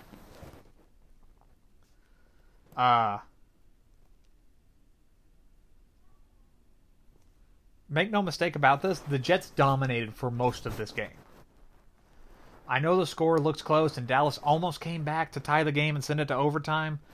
The Jets dominated in this game. And having Sam Darnold back made an insane world of difference. His spleen is truly America's spleen, as Kyle Brandt on Good Morning Football said Monday morning. They looked completely different. Their offense looked better. They were making better decisions. They were moving the ball downfield. And their defense played better too. This Jets team looked completely different than anything we've seen so far this season. Going into this game, they had 2 offensive touchdowns all year. That was tied for worst in the league. They had 3 in this game. The Jets came in and took apart a very bad Cowboys defense who has not played good all year long. And the Jets deserve a lot of credit because they came in with a great game plan and they executed it perfectly and they outcoached the Cowboys team. The Jets outcoached, outperformed, and embarrassed the Dallas Cowboys. Plain and simple. And there is no way getting around that. And the Jets deserve an insane amount of credit for as bad as they have been to come out and look as good as they did Sunday against this Dallas team. They deserve a bunch of credit. But talking about the Cowboys, their defense is awful. I'm starting to think that their offense is becoming too predicated around Ezekiel Elliott. They paid him a bunch of money in the offseason, and I'm starting to think that might have a reason why they're doing this. They're running the ball on first down way too much. What was it in this game? They ran the ball on first down in like 70% of their snaps into a fully loaded box, and the Jets know that it's coming, and it's setting up a huge second and long situation that usually goes to third and long. The offense is setting themselves back, and I think it's because Zeke signed this mega contract that they feel like they have to use him. I mean, for Christ's sake, Stephen Jones said on Dallas radio just the other day, yesterday, he said that we win when Ezekiel Elliott runs the ball 30 times. Are you kidding me? It's like they saw what they did well in week 1 and week 2 and were like, wow, how can we mess this up? How can we take what was a fun and exciting offense and make it boring and predictable? Well, they're figuring out how. Jason Garrett is a bad coach because for the second straight week, his offensive line was banged up and they were missing players, and he offered them no help, and his quarterback was getting hit repeatedly because of it. His team comes out flat for the 3rd straight week and look terrible for the 3rd straight week, and they lose for a 3rd straight week. I mean, the only thing that came out of this game that brought pleasure to my cold Dallas heart was when the owner, Jerry Jones, was asked after the game about this, and in the interview, he looks like he's like on the verge of tears, saying that this team is not a good team right now. It was his birthday this past Sunday during this game. It's about time people started realistically looking at the Cowboys and say this isn't a good team. Their coaching cannot overcome issues. Their coaching is actually a negative on them, and Jason Garrett needs to lose his job. I've been on the fire Jason Garrett bandwagon for 2 years at this point. And it still sounds like, because freaking Jerry Jones said today that he feels Jason Garrett is a good head coach who would get picked up immediately if they fired him. Jerry Jones believes it in his soul that Jason Garrett is a good head coach, and he's not. He's just not. And if you think things are getting hot in Dallas right now around this team because they've lost 3 straight, if they go into Sunday night and look like this team again and lose a 4th straight game to division rival Philadelphia, things will reach nucleic heat in Dallas. But for Cowboys fans, if you're looking for a positive, here's one for you. Rewind the clocks back to last year, or at around this time, give or take a couple weeks. The Cowboys are coming off of an embarrassing loss to a bad team, a dominant loss, just like this last one that we just went through this Sunday, to the Tennessee Titans. Dallas gets embarrassed on their home field on a Monday Night Football game to the Tennessee Titans, And if I remember correctly, the Cowboys are 3-5, and everybody's saying, "Oh, it's over, season's over, time to fire everybody." And it looked like it was over. And then what happens? The very next week, Dallas has a Sunday night football game against the Eagles. Dallas wins that game in convincing fashion, and then goes on a run the rest of the season that ends in an NFC East championship. I think that's why Dallas seems somewhat confident right now, because they've been in a situation like this where everybody's doubting them, and they have the Eagles in a Sunday night game. They feel like they can turn this around. But if they lose this Sunday, things are going to get awful loud, awful quick for this team. Once again, all the credit in the world to Adam Gase and Sam Darnold. They played a heck of a game, and they deserve an insane amount of credit. Cowboys are bad. They're 3-3. They've lost 3 straight. They're bad. Jets win this one 24-22. Moving on. 49ers at Rams. 49ers win this one 20-7. San Francisco stays undefeated, the lone undefeated team in the NFC at 5-0, and the Rams fall to 3-3 and have lost 3 straight. San Francisco's defense dominates in this game.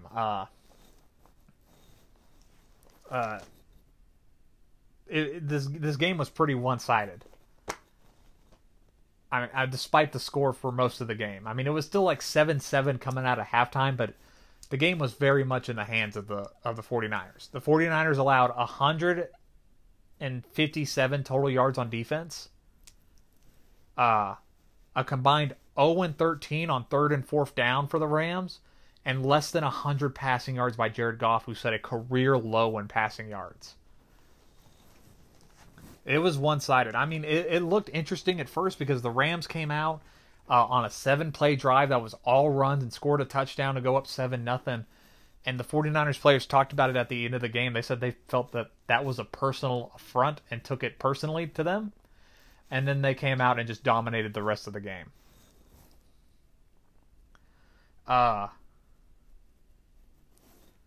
Like I said, it was still 7-7 going into the third quarter until Jared Goff turned the ball over and set up the 49ers in the red zone. And Jimmy Garoppolo does a quarterback sneak to get them in for a touchdown, and from there it was over. It was one-sided. Now, interestingly enough, because I don't think this is being talked about enough, the Rams were able to shut down the 49ers run game.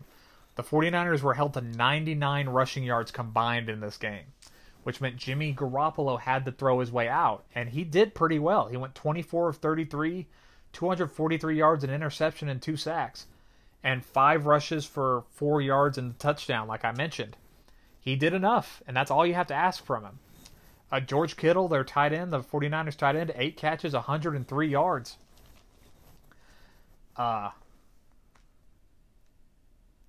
This 49ers defense is for real. And you know what? This offense can struggle, and Jimmy G doesn't have to play his best ball as long as this defense is doing what it's doing. The defensive line from the 49ers just absolutely shredded the Rams, and an offensive line that just hasn't played good so far this season, especially now that we mentioned Joe Noteboom's out for the season. It's just going to get worse for the Rams. Jared Goff, like I mentioned, 13 of 24 for 48 yards and 4 sacks in this game. I think if I remember correctly, their longest completion in this game for the Rams was 12 yards. This defense is for real. I'm ready to completely buy into the 49ers defense. I still have questions about their wide receiver room. I don't think there's a real playmaking wide receiver out there that, you know, they're down by 6 with like a minute and a half left, and they need somebody besides George Kittle to step up and make plays. I just don't see them having one. But I think that defense is good enough to not only, you know, shut down teams. I think it's good enough to win games and score points, that defense. Look at this time of possession. Like we mentioned earlier for the Texans and Chiefs. Time of possession in this one. 49ers had the ball 38 minutes and 52 seconds. Rams had the ball 21 minutes and 8 seconds. I mean, this was just a thorough butt whooping by this 49ers defense. You know, their offense is allowed to struggle when that defense is playing this good. This was probably the worst. This was easily the worst game in Jared Goff's career as a pro. This was probably the worst game. I think this is easily the worst game for Sean McVay as a head coach. And this isn't a case of, Sean McVay's gone dumb, or people have figured them out, or that Jared Goff isn't as good as we thought he was. I think the Rams offense is in a transition period right now because they were so heavily dedicated to Todd Gurley being the focal point of that entire team. As soon as like a year ago, that he was their everything. And now he's not. Now he's just some guy on that team. That's all he is now. He's not the dynamic, electric playmaker that we were used to seeing. He's not that anymore. And the offensive line is doing a horrid job at blocking and is giving the Rams no chance. And the Rams are just in a transition period right now, and that can, take teams out for an entire season at times. And that probably is going to be what this season is. I'm ready to write off the Rams. I really am. This I think this is a sign that, they're not as good as we thought they were going to be, and that's okay. You can't always be good. Sometimes you're going to have a down year, and that's okay. I think they're in a transition period right now, and, maybe next season they'll figure things out. But as of right now, the Rams are in a dark place. They've lost 3 straight. And they're losing ground quickly to teams like the 49ers and Seahawks, who are, a combined to 1 loss. And the Rams already have 3 on the year. Like I said, I'm ready to write off the Rams. Once again, 49ers win this one 20-7, very one-sided affair. And the 49ers are for real, and the 49ers are in a dark place. Moving on to our next game, in a game that I think was game of the weekend, in my opinion. Falcons at Cardinals. Cardinals win this one 34-33. Cardinals are 2-3-1 on the season, and have now won 2 straight games. Atlanta falls to 1-5, and have lost 4 straight games. Very, very dark times for Atlanta. Matt Bryant, the Atlanta kicker, missed an extra point with 1:53 left in the game. That would have tied the game. And after he shanked it, Cardinals get the ball back, up by 1 point, and they just run out the clock, and Falcons just lose a heartbreak of a shootout in the desert. Matt Ryan, the Falcons quarterback, actually played really great in this game. You ready for his stat line? Matt Ryan went 30 of 36 for 336 yards and 4 touchdowns, and he took 2 sacks. He had a 144.9 quarterback rating in this game. He played extremely well, and it came down to, the team's very old kicker in Matt Bryant, who I think is like the second oldest player in the league behind Adam Vinatieri. Just shanking an extra point, and Matt Bryant was visibly upset with himself after he missed the kick. But it was a really weird game. Early in the game, the Cardinals jumped to a huge lead. They jump up to a 20-10 lead at the half. But because both teams' defenses are horrifically bad, one team controls the first half, and then, Atlanta controlled the second half. Atlanta outscored the Cardinals 23-14 in the second half to, bring it close. This was just a game of, of neither defense being good, and that's what these two teams are. Teams that have, bad defenses and offenses that can put up points. No such thing as a defense in this game. But Kyler Murray arguably had the best game of his career so far. 27 of 37 and 340 yards, 3 touchdowns. Kyler Murray played great in this game. And here's the reason why. These last 2 weeks the Cardinals have won and played well. Kyler Murray has only been sacked once in the last 2 games, and he wasn't sacked once in this game. So the Cardinals are starting to figure out how to protect Kyler Murray, even though they played, 2 defenses that are just holistically awful in the Falcons and Bengals last week. But here's the thing. Greg Rosenthal of the NFL Network, he's also one of the members of the Around the NFL podcast.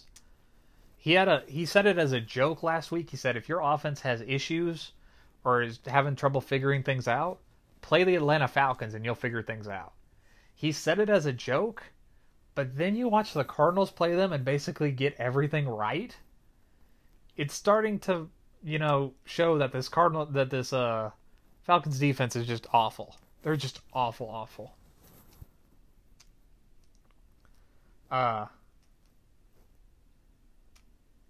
It just sucks because Matt Ryan literally did everything right for this team. Austin Hooper, their tight end, caught 8 catches, 117 yards, and a touchdown. Julio Jones, 8 catches, 108 yards. They had 2 separate players catch over 100 yards receiving. It just wasn't enough. It's just that kind of season for the Falcons, where even when they do literally everything right offensively, they're still going to lose the game because of some insane reason. It's just one of those seasons for the Falcons.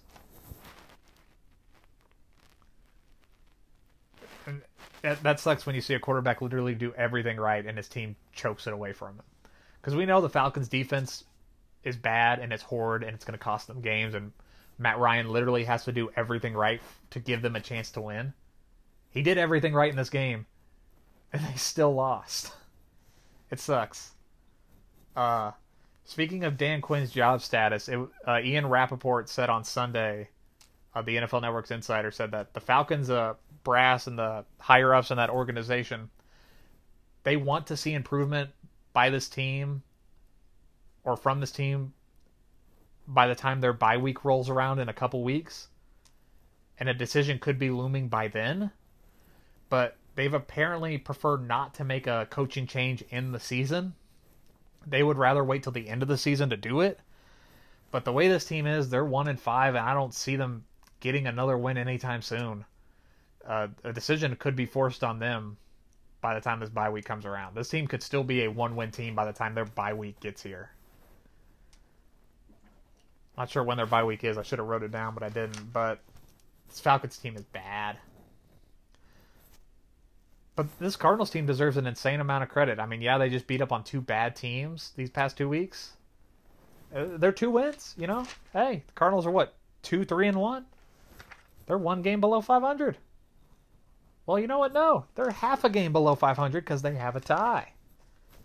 This Cardinals team might be fun to watch.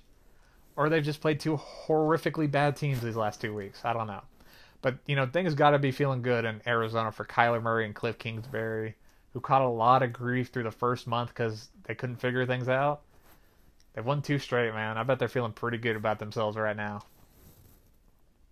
Once again, Arizona wins a shootout in the desert, in my opinion, the game of the weekend, because it just came down to the plays made on the field and not the referees. Moving on to the last of our late games, Tennessee Titans at Denver Broncos. Broncos win a very ugly one, 16-0. Denver has now won 2 straight games and are 2-4 on the season. Tennessee is also 2-4, but they've lost 2 straight games. Denver defense dominates in this one, and Marcus Mariota, the Tennessee Titans quarterback, gets benched in an absolutely ugly loss. Like I said, Denver's defense dominated. They had 7 combined sacks over 2 quarterbacks in this game, and 3 combined interceptions.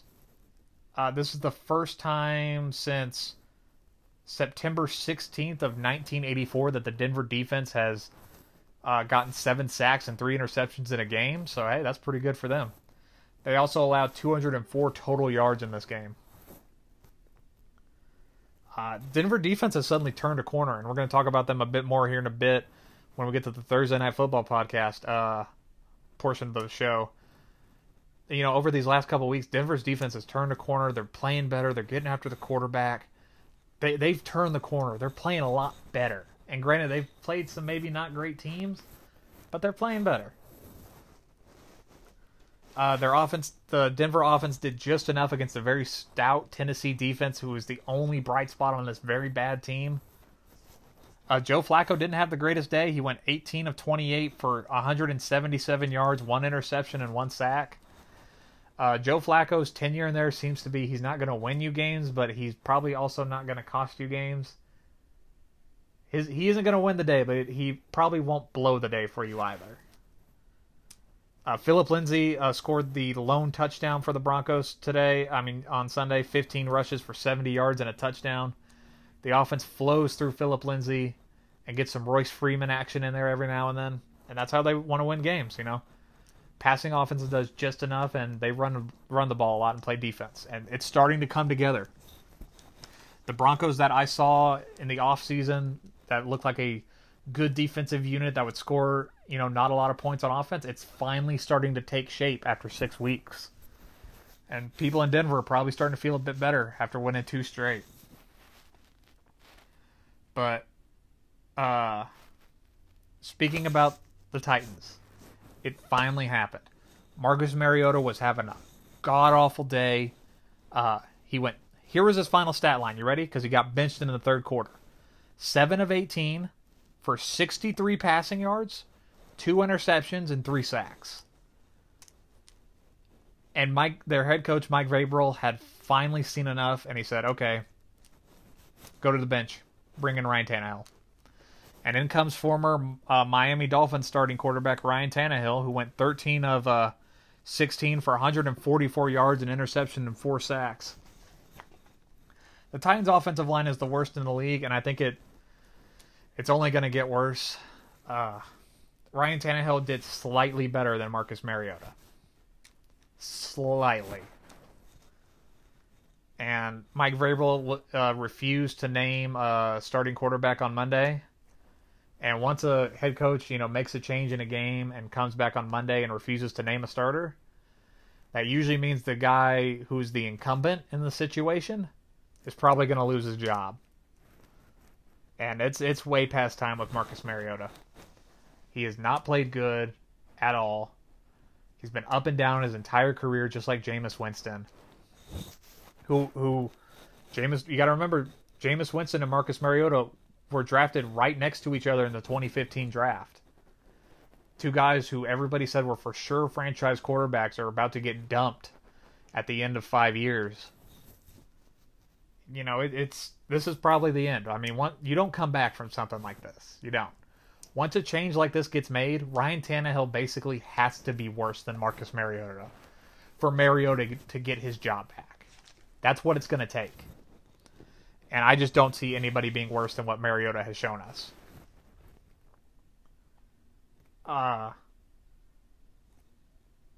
Titans are awful offensively. Derrick Henry got shut down because he's the only thing that works. So the Broncos stepped up to stop him because they're not afraid of the passing offense. And the Titans are just bad. They're just flat out bad. Offensively speaking. Their defense is solid, but their offense is awful. But speaking back to the Broncos defense has not allowed a touchdown in 9 straight quarters of play. So they're playing better. They've performed a miraculous turnaround, the Denver Broncos. They're playing a lot better defensively, and people should start looking at them differently now. We're going to talk about them a bit more later, but Denver's defense carries them in this game, and they win this one 16-0. We're going to go quick through this next one because I know we're getting close to an hour and 40. Just super quick, Ryan Tannehill will not fix the Titans' offense. Just saying.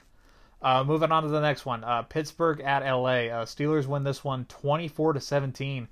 Pittsburgh 2-4 on the season, and the Chargers fall to 2-4, and the Chargers have now lost 2 straight games. The Steelers' defense leads the way, and the offense led by third-string quarterback Devlin Hodges does just enough to win this one. For the vast majority of this game, the Steelers were dominant. Their defense was shutting down the Chargers, and yeah, that was it. Their defense was shutting down the Chargers. Going into the fourth quarter, the Steelers held a 24-0 lead, and I think they took their foot off the gas a bit, and that opened the door for the Chargers to score 17 straight points in the fourth quarter, to bring it within 1 score. And it was just too little, too late for a Chargers team, who then Phillip Rivers threw an interception on the last drive to basically ice the game. The Steelers' defense is good, and I mentioned that on Friday. They're very good. and it's going to carry their team. That's why I think the Steelers are the second best team in the AFC North. Their defense is very good and can win games for them. Like it did in this game. They scored a defensive touchdown. They forced a bunch of turnovers. And, they shut down a Chargers team for the vast majority of this game. They did good. And speaking of the Steelers' offense, Devlin Hodges, also known as Duck, apparently, because he does duck calling. He won a duck calling championship when he lived in Alabama. Yes, I know, that's crazy. He did just enough in this game. Devlin Hodges, let's look at his final stat line. 15 of 20 for 132 yards, 1 touchdown, and an interception. He did just enough to give them the win. And James Conner also contributed big for this team. 16 rushes for 41 yards and a touchdown. He also caught 7 passes for 78 yards and a touchdown. So over 100 total yards in this game and 2 touchdowns. Really showed out big. The rest of the Steelers team stood up and really helped out the undrafted rookie quarterback in a big spot. Time of possession in this one. Steelers had the ball for 34 minutes and 5 seconds. Chargers had it for 25 minutes and 55 seconds. It was just a dominant effort by the Steelers for the most part. Chargers are just not a good team. I know they're banged up, especially on the offensive line and defensive lines. I just don't think they're good, even without the injuries. They feel so listless and just kind of woeless. They are now 2-4 for the 4th time in the last 5 seasons. I guess that gives them a sense of familiarity to where they think they can pull it out, but I don't know. I just don't believe in this Chargers team right now. Yeah, they got injuries like I just said, but I just don't think they're good. It's just sloppy and bad football. Phillip Rivers has not played good these last couple weeks. 26 of 44 for 302 yards, 2 touchdowns, 2 interceptions, and a sack. The running game for the Chargers has actually gotten worse since Melvin Gordon came back. I think they had, a combined 32 rush yards in this game? Yeah, 32 total rush yards in this game. There was no running game from the Chargers these last couple weeks. I was actually surprised Hunter Henry, the Chargers tight end, played in this game. Remember, he suffered that knee injury a couple weeks ago, and they said he was going to be out for a while. I still thought he was a couple weeks away from being back. He showed up in a big way in this game. 8 catches, 100 yards, and 2 touchdowns. Brought the Chargers back from the dead in the 4th quarter. It was just too little too late. I just think the Chargers aren't a good team. I just don't think so. They're going to say injuries are a problem, but they're just not a good team. They're 2-4, and it's just not good football. Once again, Pittsburgh wins this one. Like I said, we're going to quick through this one. 24-17, and I think Pittsburgh's the only team that can make some noise in the AFC North besides the Ravens. All right, moving on to the last game we're going to recap, the Monday Night Football game. Detroit at Green Bay. Green Bay wins this one 23-22. Green Bay 5-1 on the season.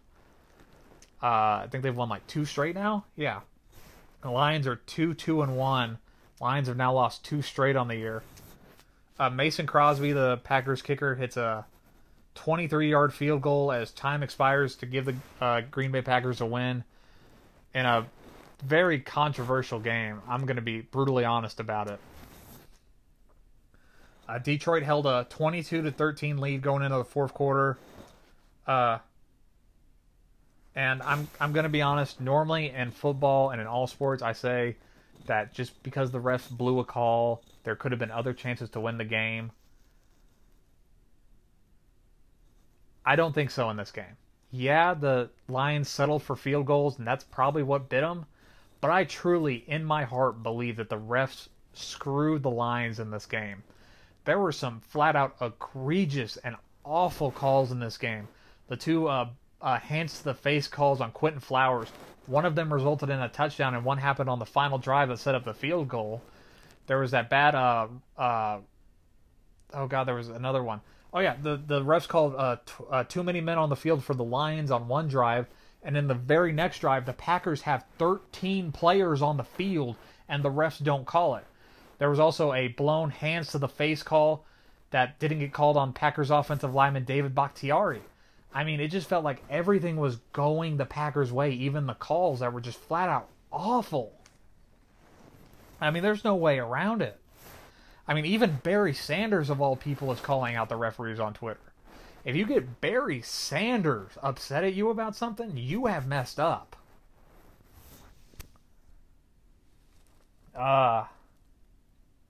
It was just awful.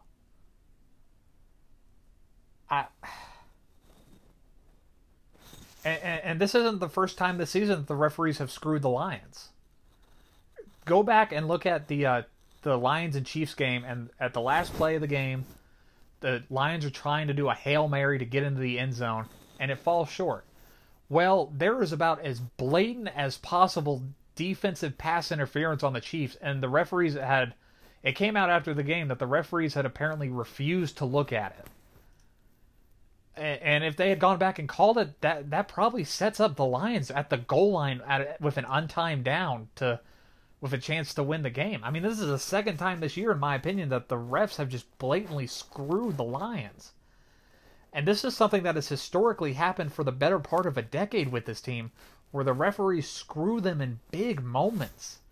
I mean, you can go back to the Monday Night Football game against the Seahawks a couple of years ago, where a Seahawks player batted the ball out of the back of the end zone, and the refs didn't call it on the field, and the head of officiating has to go on TV literally 20 minutes after the game to say that, yeah, that was a bad mistake on our part. It should have been called.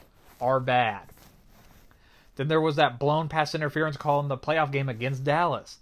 Then there was those years where Calvin Johnson seed was getting screwed out of touchdowns in games because refs didn't want to say it was a touchdown catch. I mean, if a team is going to get screwed out of a game by referees, it's usually the Lions.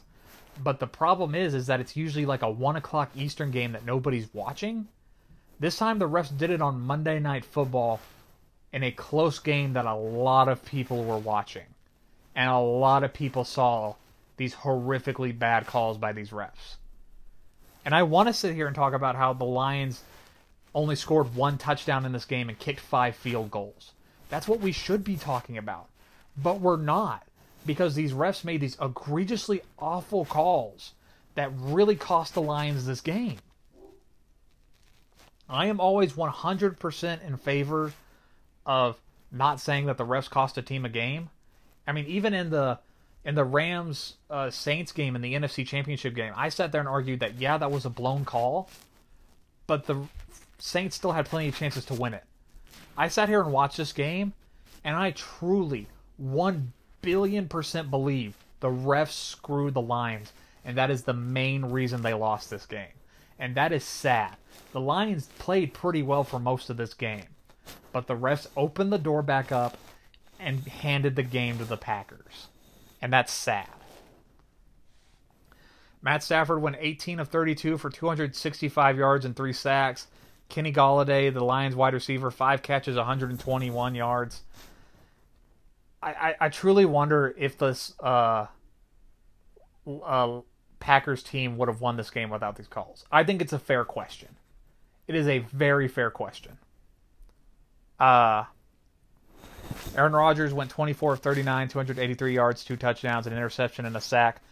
Jamal Williams, the second-string running back from Green Bay, 14 rushes, 104 yards. Lions held a big lead going into the half. I mean, the Lions were up 13-0 in the first quarter, and you're like, oh my gosh, this Lions team is great. And then the Packers kind of came back and kept it close, but like I said, I want to say that the Lions lost because they only scored 1 touchdown and kicked 5 field goals. When you're only kicking field goals and the other team's scoring touchdowns, you're probably going to lose. I want to say that, but I don't believe it.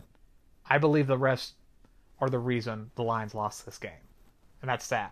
I think this Lions team is good. And the Lions are currently sitting in last place in their division. If they had won this game, they would be sitting in first place right now. Think about that. In my opinion, the referees' calls and the decisions they made in this game are the difference between a team not being in first place in their division. If the Lions season comes down to them winning like 9 or 10 games and missing out on a playoff spot because of 1 loss, oh my gosh, you would immediately point to this game and say the Lions could have won this if these refs hadn't have screwed them. And that's sad. All right, that's it for the recap portion of our podcast and my little rant about refereeing. I know we went super long on this podcast. We're already at an hour 50 right now.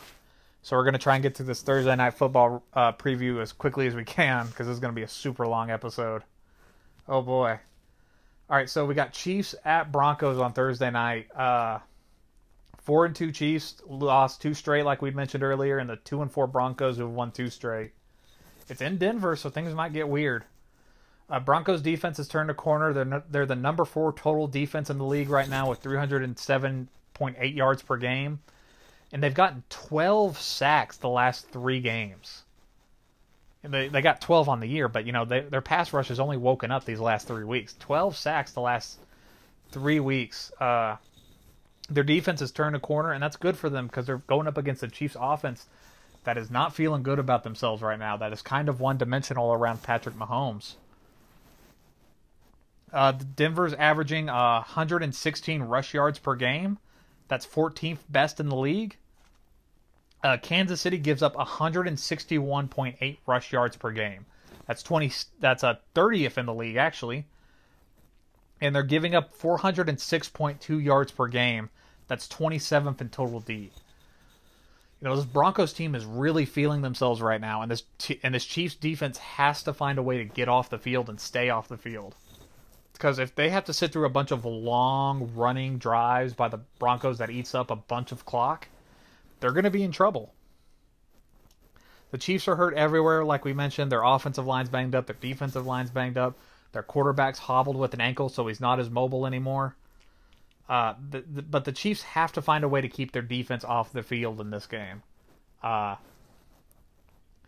give them a break. They have to sustain offensive drives, but more importantly, they have to find their running game.